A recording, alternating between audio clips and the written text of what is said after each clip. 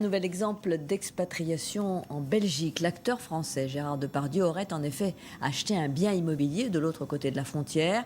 Les titulaires de hauts revenus semblent de plus en plus nombreux à être tentés par l'exil fiscal. Alors essayons de comprendre pourquoi avec Sébastien Ambert et Tanguy Jouard.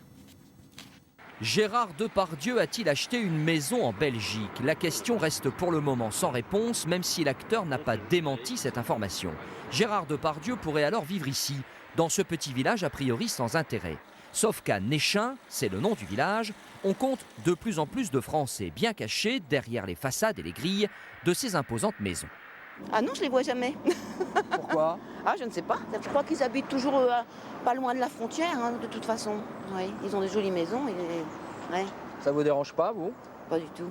Néchin touche la frontière. Nous sommes seulement à 15 minutes de Lille, mais nous sommes en Belgique et ça change tout.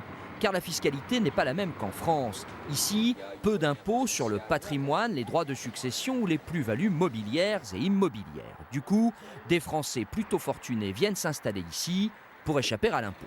Pour moi, c'est le paradis fiscal, pour les Français. C'est pour ça qu'il y a beaucoup de Français ici? Je pense. Je ne sais pas. On achète une maison avec l'argent qu'on a et on paye moins d'impôts en France, tout simplement. Il y a une différence notable entre la taxation en France et en Belgique à ce niveau-là. Le phénomène s'accélère même depuis la rentrée. En septembre dernier, nous avions rencontré cet agent immobilier qui ne vend qu'à des Français. Nous avons un nombre de familles en attente qui est des plus importants, puisque à la dernière réunion qui date de ce midi, nous étions en comptabilité à 41 familles pour lesquelles nous cherchons un bien en termes de délocalisation.